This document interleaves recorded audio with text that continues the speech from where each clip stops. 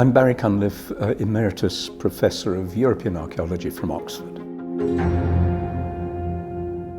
Celts, they were people who lived in Europe in the first millennium BC, and we know about them from archaeology and in particular from classical sources who, particularly from about 600 onwards, the classical sources, Greeks and the Romans, are talking about these barbarian peoples who lived away from the Mediterranean and raided down and attacked Rome and attacked Greece. So we get a Mediterranean view of the Celts from the classical sources, but they are essentially barbarian people of Europe.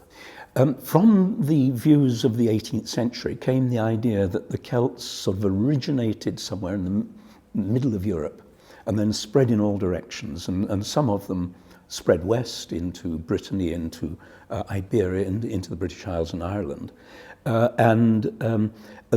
It's there that the Celts survive. So we talk about the Celtic survival, the Scots, the Irish and so on, the Welsh. I think that view is probably wrong. And what we've been looking at recently is looking at the Celtic languages, looking at the archaeology, and now looking at some of the ancient DNA. It's really changed from the idea of Celts starting in Europe and moving to the west, and now perhaps Celtic and Celts starting in the west and moving east into Europe. In the past, in the distant past, the evidence that we had about Celts came essentially from linguists using little bits of classical evidence and trying to put that together. A little bit later, when archaeological evidence began to be available, that had to be fitted on to the preconceived ideas. And because archaeology was a young discipline, and the others were more senior disciplines, so that you get archaeology playing a subservient part.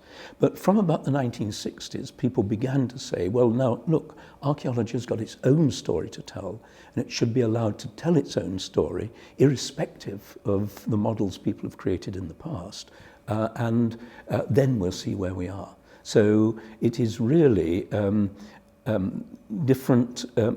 it's different balances being placed on different kinds of evidence.